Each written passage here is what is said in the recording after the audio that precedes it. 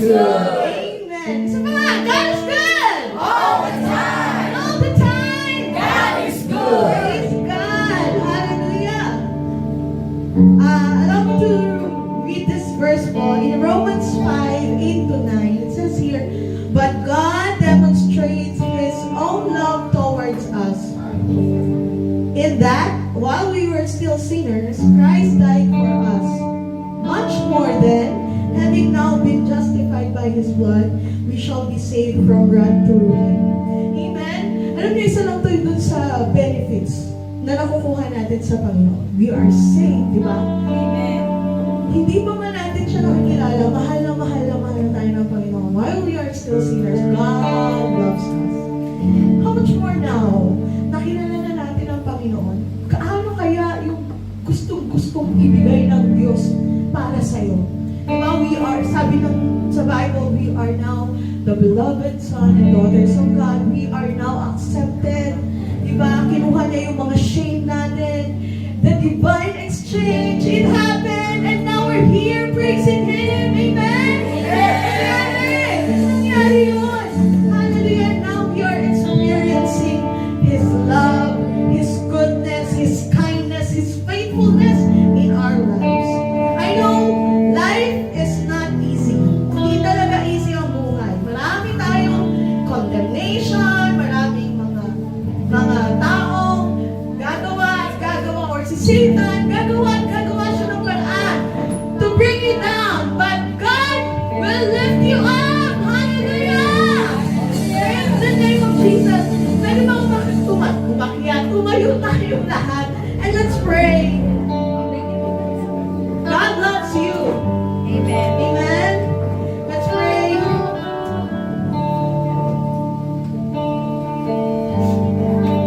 Father, hallelujah. Father, we thank you, Lord, for your love sa aming mga buhay. In that while we are still sinners, you sent Jesus to die for us. Thank you that though you know us, though you know every flaw and failing, you still love us perfectly. Despite our imperfections, you still see us righteous today because of Jesus Christ. Today, we believe that through your gift of righteousness, we have the power to overcome every sin, every addiction, and every bad habits in our lives. Lord, we thank you, O God, because your love that is so big na hindi kayang ilarawan ng aming mga isip, hindi kayang sabihin ng aming mga, in short, hindi talaga namin kayang ilarawan pag ng how deep, how wide yung pagmamahal mo sa amin, Panginoon.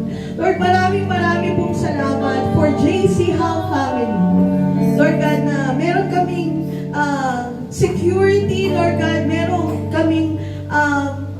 po our future is secure, Panginoon, dahil we have you in our lives, Lord God. Lord, I pray na paghariin mo in Jesus' name ang iyong pagmamahal sa buhay ng bawat isa.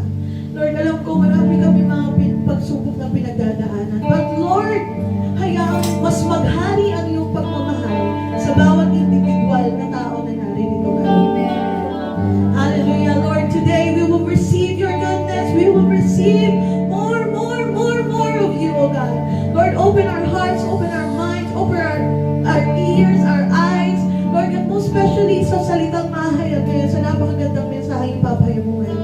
Lord, maraming po salamat. Pakaingatan mo yung mga kapwa namin, kapatiran na wala pa dito, mga kasama namin online. Lord God, ikaw mo bless. In Jesus' name, amen. Amen. Hallelujah. Sa amin po ng papuri, kumalit sa kagalakan ang lahat ng mga bansa, si Yahweh ay papurihan, paglingkuran siya kung saan. Lumapit sa presensya niya at umawit ng may tuwa. Smile. Tuwa. Oh, si Yahweh ating Diyos, ito'y dapat na malaman. Tayo'y kanyang lahat. Tayo lahat na nilalang. Lahat tayo'y bayan niya, kabilang sa kanyang kawan. Pumasok sa kanyang templo na ang puso'y nagdiriwang. Diriwang. Umahang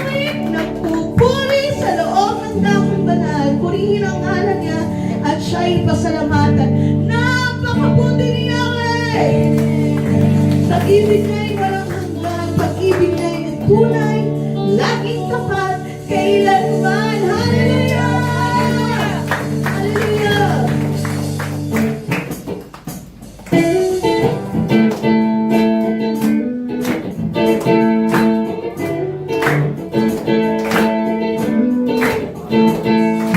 Hila ng puso lamang sa'yo, bigyan ako ang iyong pagmamahal.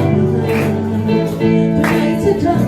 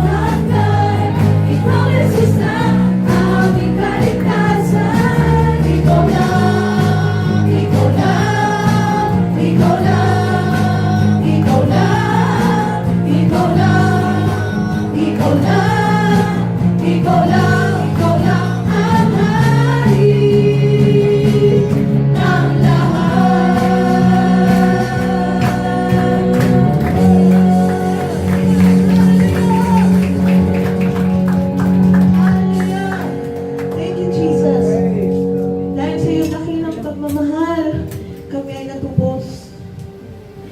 Hallelujah. Patuloy nating sambahin, awitan, purihin ang Panginoon. Hallelujah. Karapat-dapat siya sa ating awit. Hallelujah. I'm gonna sing till my heart starts changing. Oh, I'm gonna worship till I mean every word. 'Cause the way I feel and the fear I'm facing doesn't change who you are or what you deserve.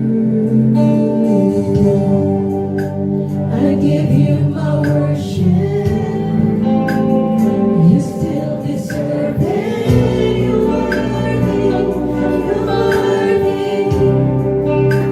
You're worthy of my soul. I'll pour out your praises in blessing and breaking. You're worthy. You're worthy. You're worthy of my soul. Oh, Jesus, you're worthy.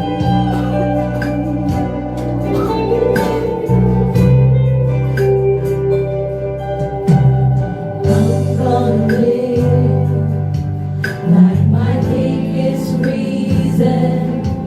Gonna preach to my soul that you've already won. And even though I can't see it, I'm gonna keep believing that every promise you made is as good as done. I give you my worship. You still deserve it. You're worthy. You're worthy. You're worthy of my soul. I'll pour out your praises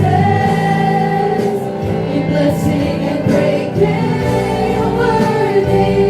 You're worthy. You're worthy of my soul. That's all you.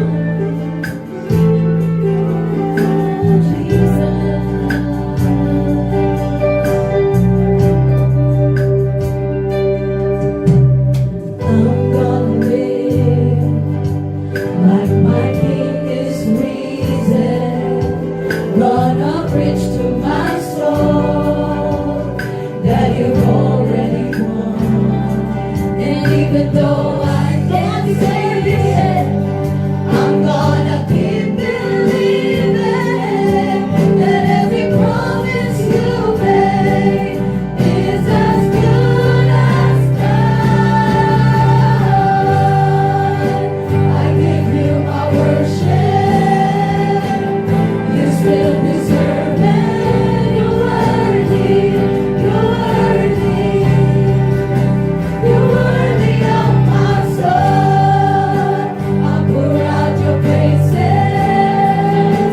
in blessing and breaking. You're worthy.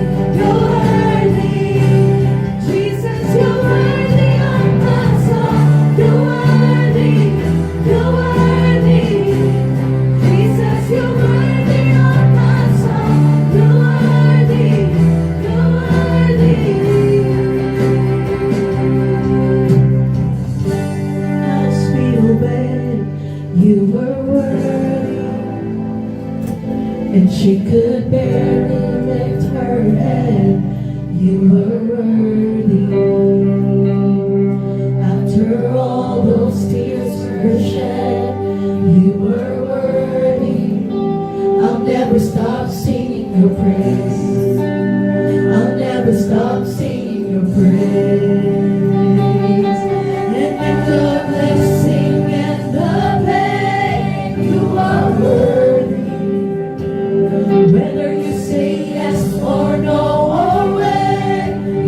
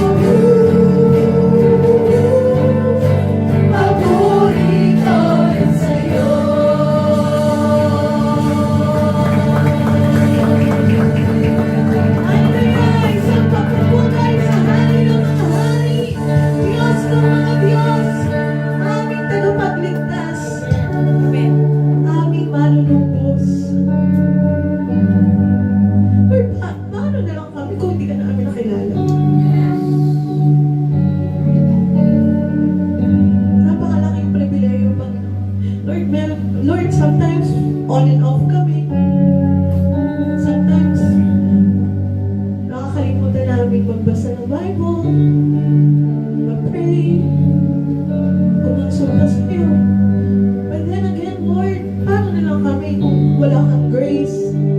Paano na lang kami kung wala kang mercy? Paano na lang kung hindi mo binigay si Jesus Christ? Ano na lang kakahantungan ng isang taong kagaya namin? Pero salamat, dahil kahit na napaka-imperfect po namin, minahal mo kami, tinubos mo kami, pinili mo kami, at patuloy kang nagpo-provide, at patuloy mong sinasabi sa amin na hindi mo kami iwan, hindi mo kami pababayaan. Kaya Lord, sa umagang ito, touch the hearts of your people. Touch our hearts, Holy Spirit. Because apart from you, O God, can do nothing. We are nothing apart from you. What a joy to know you. Hallelujah. Kami ng mga makasalanan. Here we are. Here we are. Worshiping your name because of your goodness, O God. Hallelujah. Pwede ba awitin natin ulit yung chorus part? Yung mga nag-aagalak na nakilala ang Panginoon sa kanilang mga buhay. Come on. Ang makilala ka at ang lawak ng pag-ibig mo, ang nagbibigay sigla sa puso ko. Di mapalisan ang biyayang sa'kin alay mo. O Jesus, papuri ko'y sa'yo. Minsan pa, mga anak ng Diyos, come on. Ang makilala ka at ang lawak ng pag-ibig mo. Yes, Lord. Thank you, Jesus. Ang nagbibigay sigla sa puso ko. Di mapalisan ang biyaya sa'kin alay mo. O Jesus.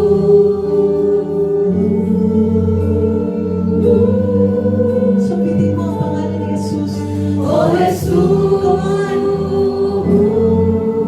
Minsan pa natin sabitin ang pangalan ni Jesus na ating O tagapagligtas. Jesus. For the last time, oh Jesus. O Jesus.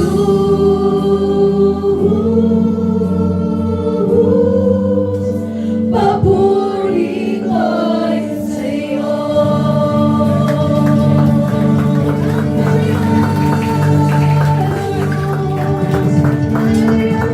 Sige po, makakaupo na po tayong lahat. Morning po. Naniniwala po ba tayo na God want us to be involved with Him?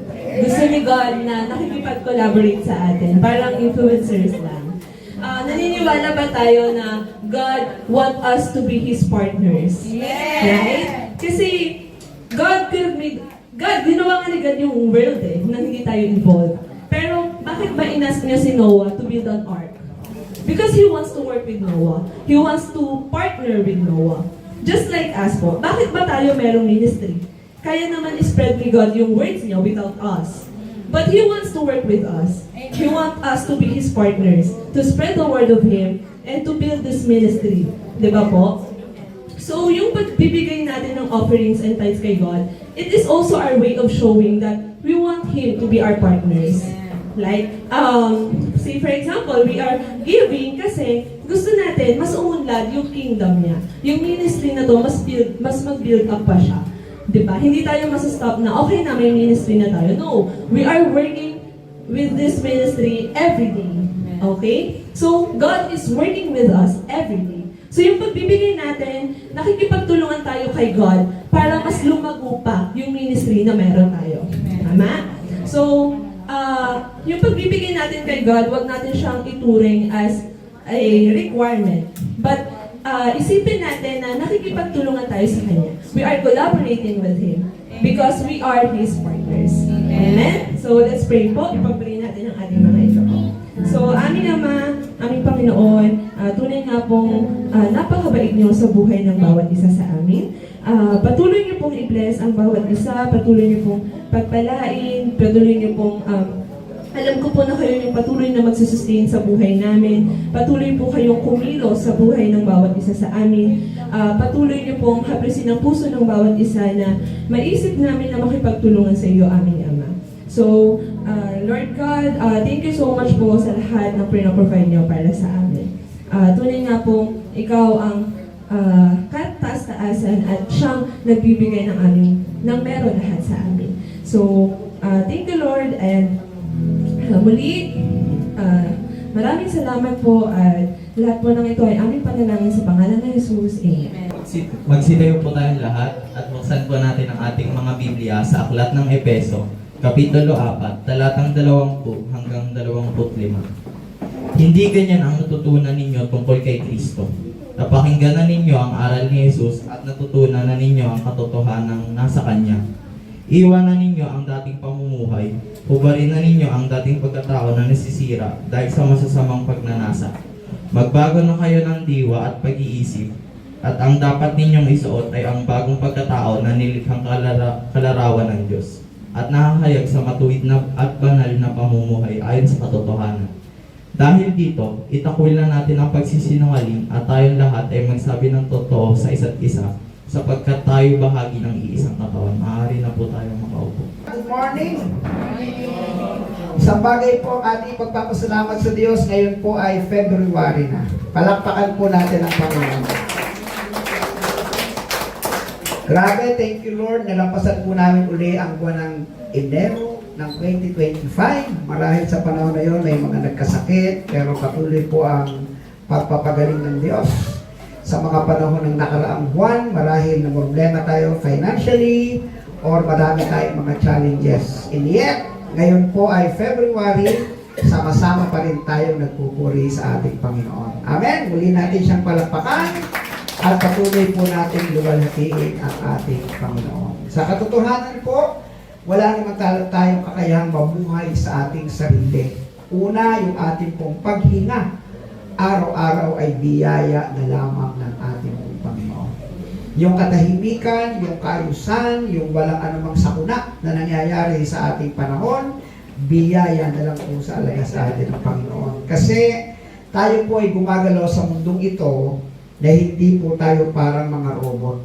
Binigyan tayo ng Diyos ng kalayaan na gumalaw at kumilos sa ating pong mga sarili. Kaya kung ano man po ang nangyayari sa atin sa kasalukuyan, may kinalaman po yan sa pang-araw-araw nating pinagpapasyahan sa ating pong mga buhay. No? Sabi nga ng isa pong kaisipan, wala daw pong mahusay na driver sa kalsada. No? Kahit anong ka-professional mo, kahit anong kahusay mo sa kalsada, kung yung iyo naman kasalubong ay hindi naman maayos at siya po ay reckless driver, mapapahamak at mapapahamak po tayo.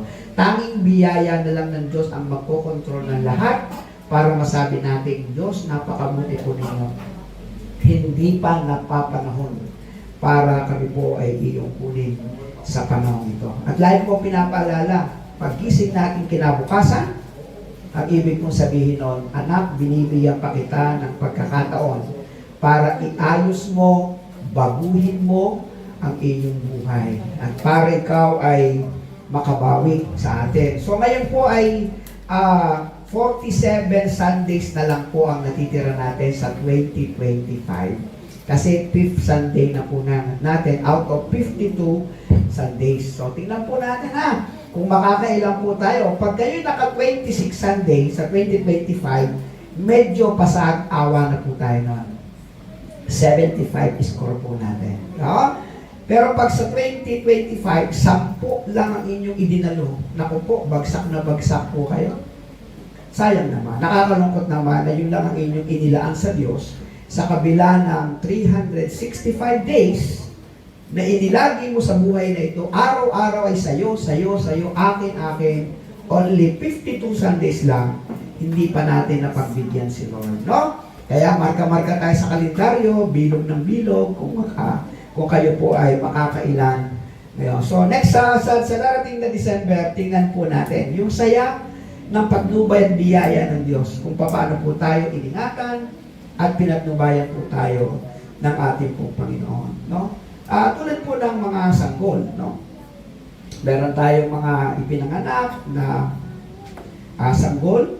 Lahat po yan sinusubaybayan natin hanggang sa kanyang paglaki. Tama po ba? At nag-expect tayo na bago ng bago, bawat araw. Sabi nga ng isang awit, read your Bible, pray every day, and you grow. Sa pananalangin natin araw-araw sa pagbabasa ng Biblia, umaasa sa buhay natin, palago tayo ng palago. Pagkatapos, binabalikan natin ang ating nakaraan at ikinukumpara natin sa kasalukuyan. Para see the difference, no? Ipakita natin sino ba ako noon at sino ba ako ngayon, nakilala ko na ang Panginoon. Kaya ang ating paksa ngayon, hayagang pagpapakita ng binagong buhay kay Kristo. Pinaglalaban ko ba ang Kristo sa buhay ko? Pinaglalaban ko ba ako'y Kristiyano? Nagagawa ko bang panindigan ang buhay na Kristiyanong tapat na ipinagkatiwala ko sa Panginoon? Kaya meron pong tanong ngayong umaga. Anong aspeto sa buhay mo ang nabago na? Meron na po ba? Mula nung makilala ko ang Panginoon, mula nung makilala mo ang Panginoon, ano na bang aspeto sa buhay mo ang nabago na? Para mas maintindihan po natin, sabay-sabay po natin basahin ang 2 Korinto, Kapitulo 5, talatang 17. Basahin po natin. Kaya kung nakipag-isa na kay Kristo ang isang tao, isa na siyang bagong nilalang. Wala na ang dati niyang pagkatao, sa halip ito'y napalitan ng bago.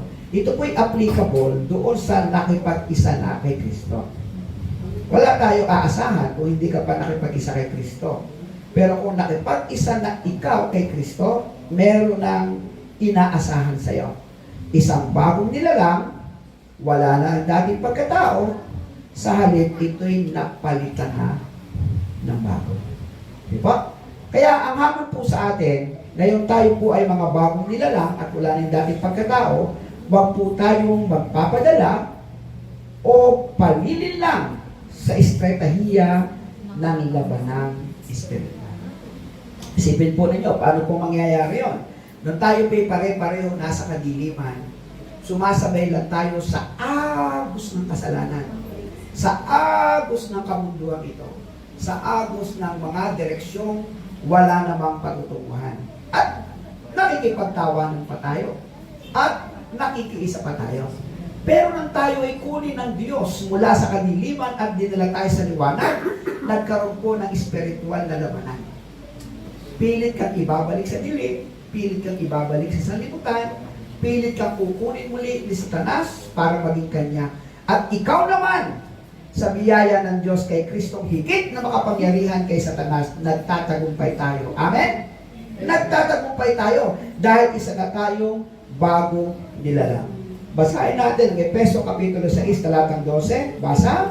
Sapagkat hindi tayo nakikipaglaban sa mga tao, kundi sa mga pinuno, sa mga may kapangyarihan, sa mga tagapamahala ng kadiliman umiiral sa sanlibutan ito, sa mga hukbong espiritual ng kasamaan sa himpapawid. Para mas maintindihan natin kung ano ba ang mga taktikang pwedeng gawin ni Satanas, meron po isang video clips na panunuorin po tayo. Pwede ba paki-off muna yung ating pong ilaw para mas maintindihan po natin itong ating panunuorin. Ayan.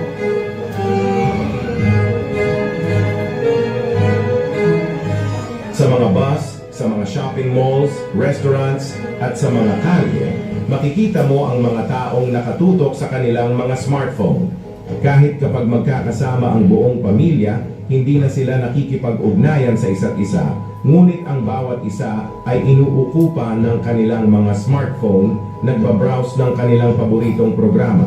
Magagandang babae, masasarap na pagkain, magagandang tanawin, entertainment programs, pelikula, at iba pa.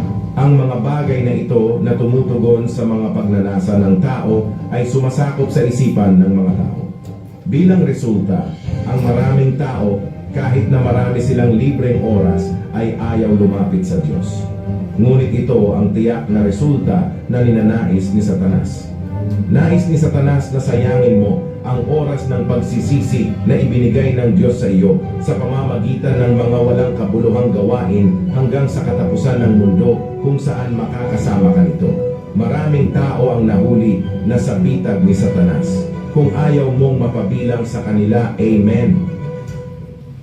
Kung ayaw nating mapabilang sa kanila, magsabi tayo na amen. Amen.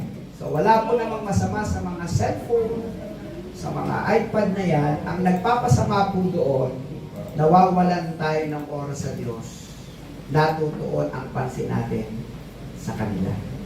Po, parang ninanakaw po ng ating teknolohiya ng mga nakalilibang, imbis na tayo ay dumako sa pagsisisi, pagbabasa ng Biblia at pananalangin. Ang katuwiran natin, pagod na ako. Nalilibang tayo ng nalilibang kahit nga sa ganitong pananambahan may mga nagse-cellphone pa. Diba? Marami po. Nakakapag-cellphone pa tayo, nasa loob ka na ng simbahan, no? Nakapaglalaro ka pa. No? Ito po isang katotohanan na pwede pong alisin ni Satanas sa isipan natin ang lahat ng bagay na makabubuti. Sabi po na 2 Korinto, Kapitulo 4, Talata 4, sabi po doon, at binubulag ng Diyos ng sanlibutan ito ang isipan ng tao para huwag masinaga ng Ebanghelyo. Alam niyo po ba yun? Pag nagbasa po tayo ng banal na kasulatan, gagawa po ng paraan si Satanas ng kalituhan at pagiging abala upang hindi tayo matuon sa ating binabasa. Kasi pag binasa po natin ito po ay nangusap sa ating puso, magsisimula po magbago ating buhay. At magsisimula po nating iwanan ang mga gawain ng Diyos. Lilipat na naman tayo sa gawain ng Diablo. Mga minamahal kong sa Panginoon, mga anak na minamahal ng Diyos, ito po ang mensahe ng Diyos sa atin ngayong umaga. Una, pagpapasyang iwanan ang maling buhay.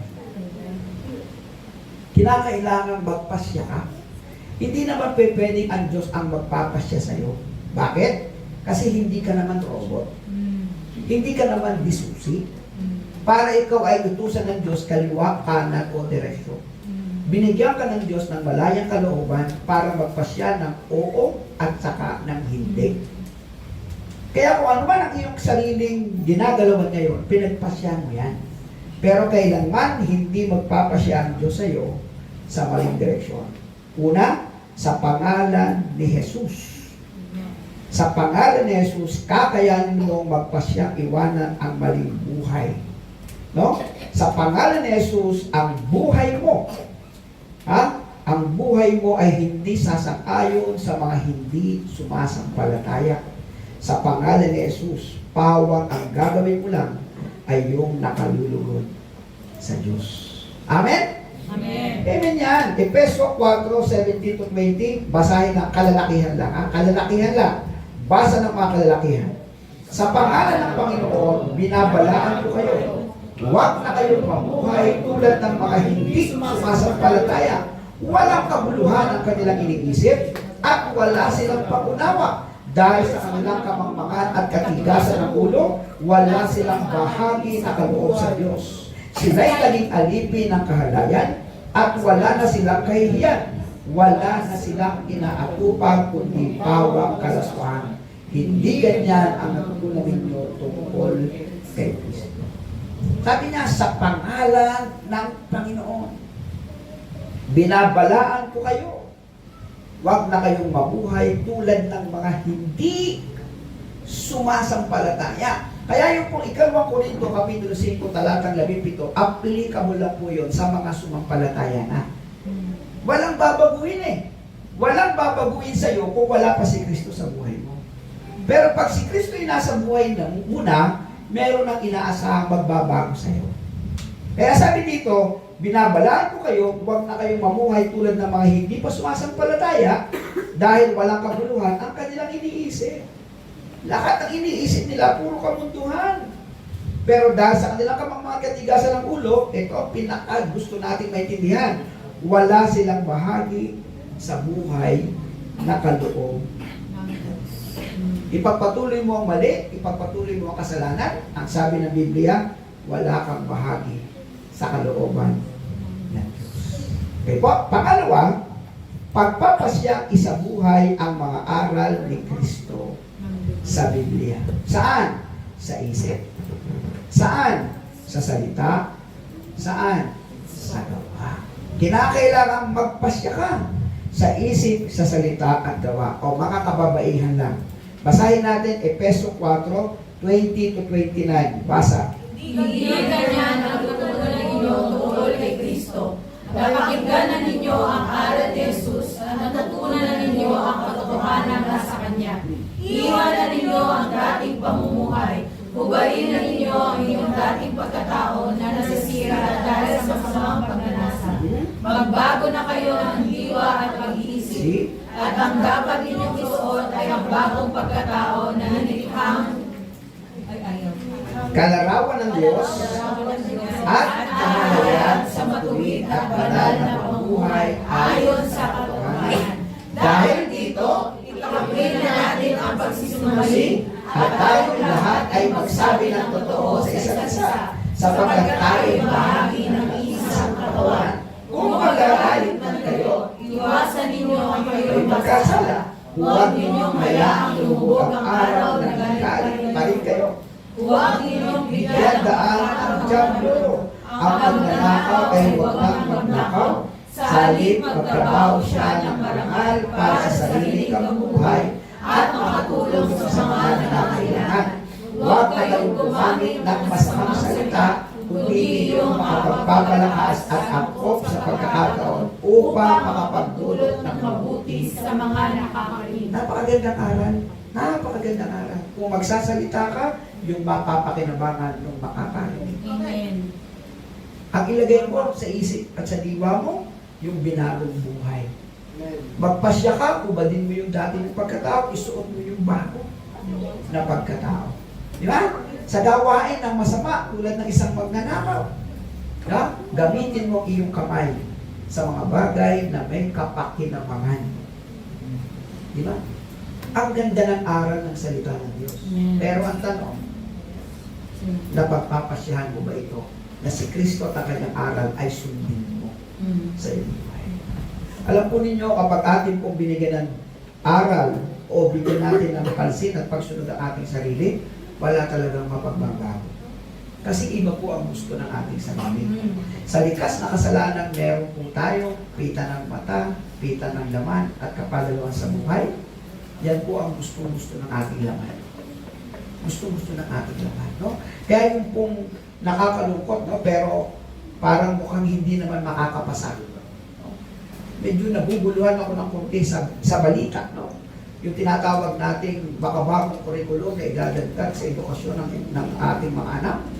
Na bata pa lamang ay tuturuan na sila ng tungkol sa edukasyon na may kinalaman sa sex. No? Nakakalungkot na balita yan. Sapagkat ang binubuhay niyan ay ang kalamanan. Di ba? Binubuhay ang pita ng mata, binubuhay ang pita ng laman, at kapag nagawa nila, meron silang kayabangan sa kanilang mga sarili. Pero hindi po ito mananagumpay sa mga anak ng Diyos na katulad. Amen po ba? Kaya alam po ninyo, nakakatuwa po kayong mga magulang na pinapahintulutan niyo ang inyong mga anak na dumako po sa gawain tulad po nito. Kasi sila po yung susunod na henerasyon. Kung sa ating pong panahon, ito na yung ating henerasyon, ano pa kaya ang henerasyon nila kapag tayo wala na dito sa mundo ito? Sige nga po, kung sa ating panahon, ang bigas ay 58 pesos. Ano na kaya ang kanilang panahon? Kapag ka tayo po ay namatay dito sa mundo ito, paano na kaya sila? Baka 130 na, pero di ba? Kung sa ating panahon, sobrang hirap na paghahanap ng trabaho, paano pa kaya kapag tayo ay nawala na sa panahon? Mga minamahal ko kapatid sa Panginoon, mga anak ko sa pananampalataya, tayo mga magulang sa ngayon. Tama po ang ginagawa natin. Ang ating mga anak ay ini-influensyahan natin lumapit sa Panginoon. Pero, dapat pangunahan natin. Dapat pangunahan natin. Dapat ipakita po natin, anak, ito ang ginawa ng Diyos sa inyong tatay, sa inyong nanay, sunod lang po kayo. Pagka tayo po'y nabigo sa pagkakataon po ito, isang malaki kabiguan, nasa langit na tayo, nakakikita natin sila Marahil dito sa lupa, ang kalungkutan natin ay parang binabasag ang puso. Parang kinukurot ang ating damdamin sapagkat sila ay hindi natin naalalayan. Mga magulang, kayo po ang masunod. Huwag po ang mga anak nyo ang masunod sa kanilang sariling pagnanais. No? Huwag po. Meron nga tayo isang kapatid dito na kasama natin na sabi ng kanyang mga magulang, anak, hindi naman namin ikaw hinahadlangan na lumipat sa Kristiyanong pamumuhay. No? Maganda yan. Napakaganda ng magulang na meron ganong pananaw. Pero sabi ko doon sa ating kapatid, anak, ang kinakailangan mo, ipakita mo ang buhay Kristiyano para kahit ang magulang mo at ang kapatid mo ay madala mo sa Panginoon. Amen. Di ba? Yun talaga naman ang pinakatama na dapat po natin gawin. Kaya ang pangatlo, pagpasyahang maging malaya ang banal na Espiritu. Siguro mapapasin niyo, tatay, pastor, ba't lagi niyo sinasangkot ang banal na Espiritu sa pagbabago ng buhay? Eh, dapat lang po siya mapasama. Kasi siya na po yung nabubuhay sa ating panahon. Siya na po yung gumagalaw sa ating panahon. Nung nakaraming ko, tinuro ni Tatay Pastor, bukod siya na ang Banal na Espiritu ay kasama sa tatlong persona, ikatatlong persona, sinabi natin siya yung gabay, siya yung patnubay, siya yung guro, siya yung tumutulong sa atin sa pananalangin, at siya yung tatak at katibayan ng ating kaligtasan. Kaya ang Banal na Espiritu ay napakahalaga sa ating buhay na dapat nating biglang laya. Kaya ano po sabi dito? Huwag bigatiin ang banal na Espiritu. Kailan nabibigati ang banal na Espiritu? Sa tuwing gumagawa tayo ng kasalanan. Sa tuwing gumagawa tayo ng mali, sa tuwing gumagawa tayo ng kasalanan, ang banal na Espiritu nabibigati, nasasaktan, at nagsasabing, anak, huwag mong gawin yan. Mali yan. Hindi nalulubod ang ating Diyos. Kaya sabi ng banal na sugatan, ang Espiritu ay may pagnanais, ngunit ang ating laman ay napakahina.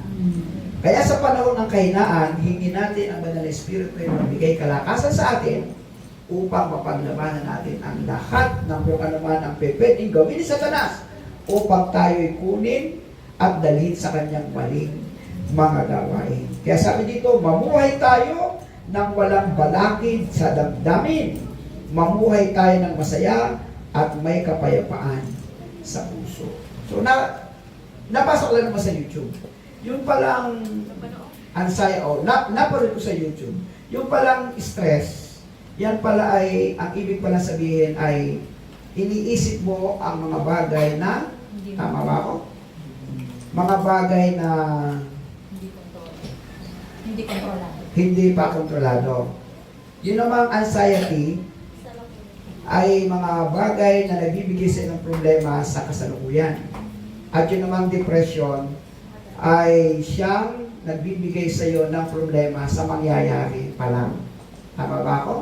O bali-bali ta dyan. Anyway, yun ang aking napanood. Hindi ko na maintindihan kung ano ng stress, anxiety, at saka depression. No? Pero merong pangyayari na ang may kinalaman sa hindi mo kontroladong pangyayari. At meron namang pangyayari sa kasalukuyan at merong pangyayari doon sa panghinaharap pa lamang.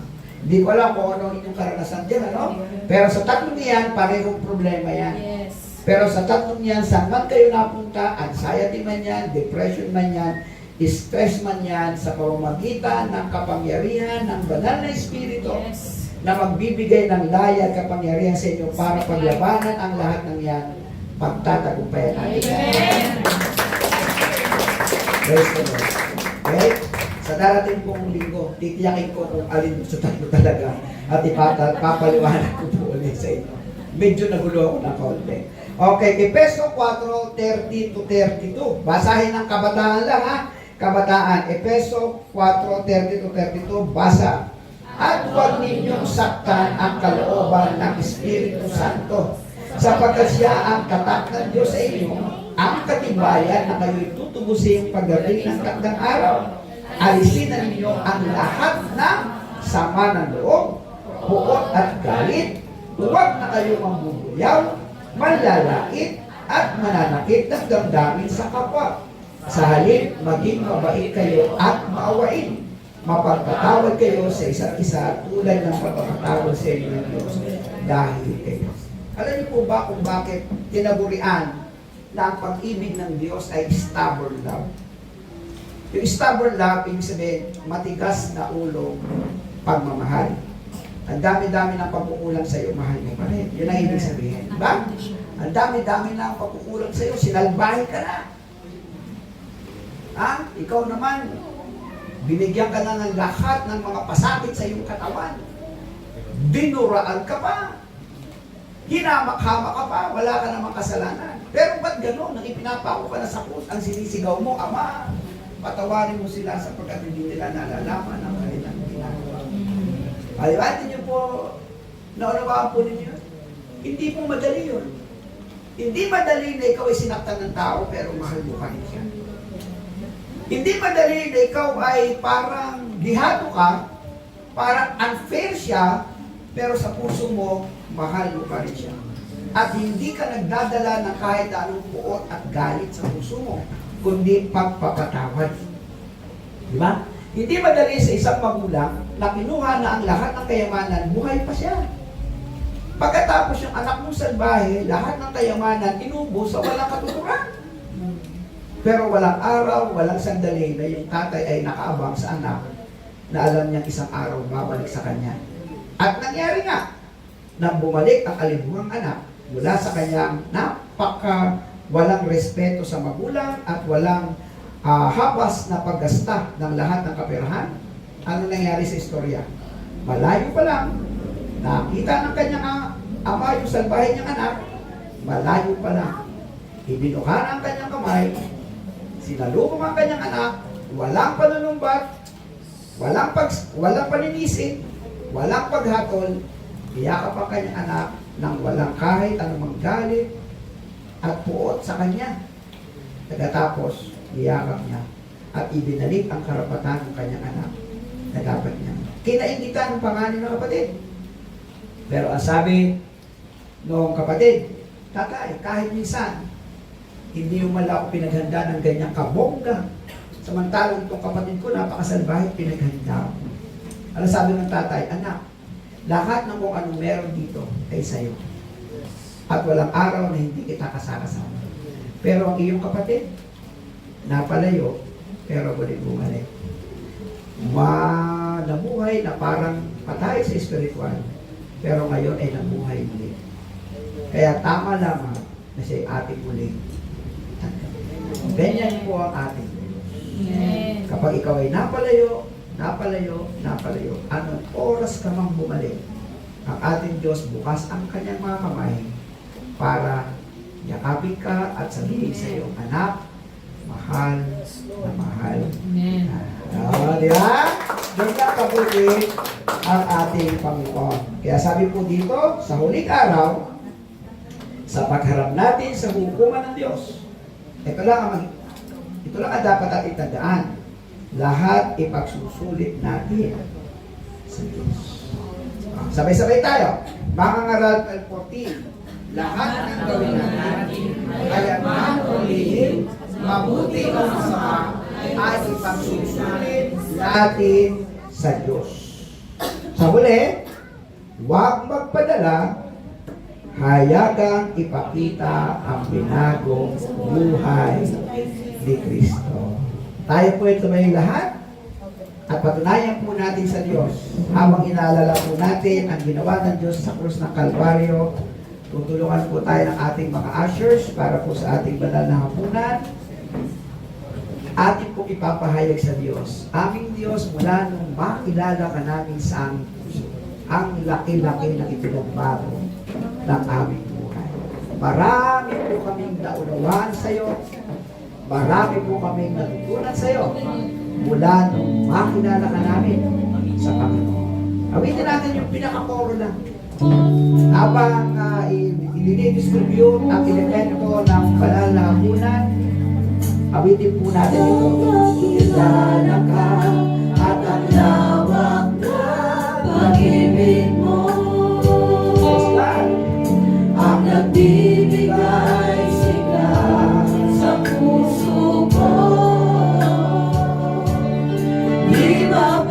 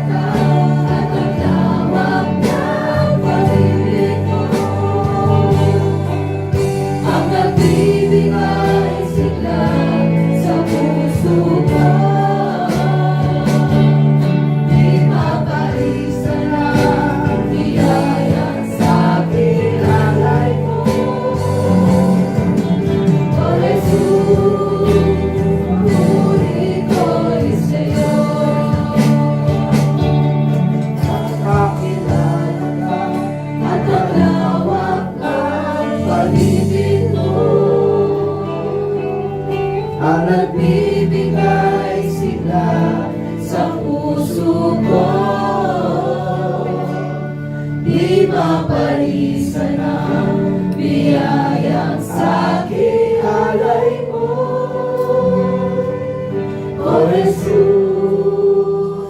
puri ko'y sa'yo. O Jesus. O Jesus,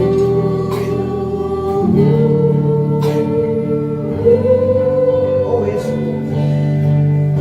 O Jesus.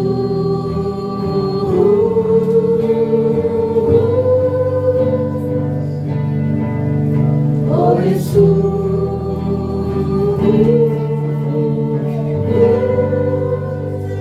puri ko'y sa'yo. Sapagat ito ang turo na tinanggap ko mula sa Panginoon at ibinigay ko naman sa inyo. Noong gabi sa ipagkalulo, ang Panginoong Yesus ay dumangkot ng tinapay. Nagpasalamat at pinagpirapiro sa iyo at sinabi, ito ang aking katawan na inihahandog para sa inyo. Gawin ninyo ito bilang pag-alaala sa akin. Sabay-sabay po natin kainin.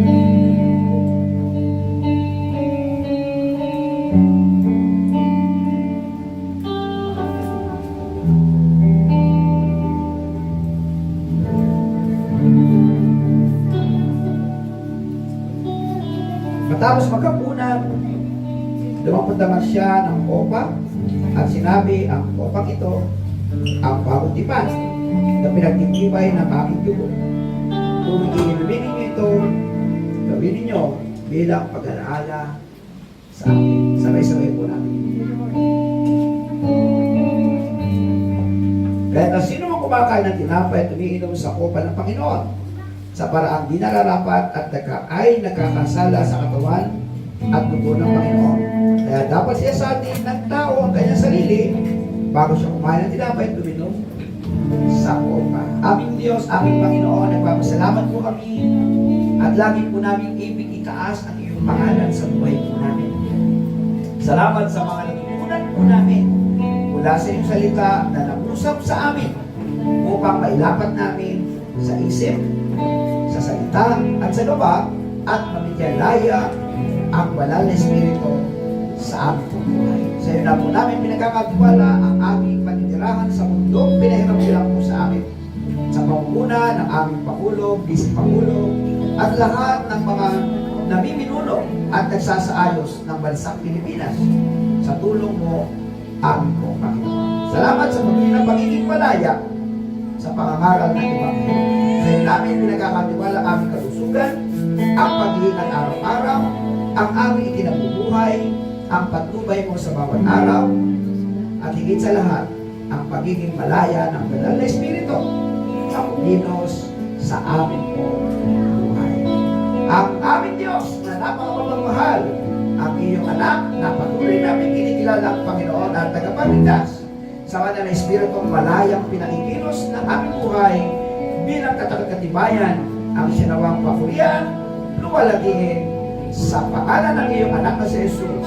Amen!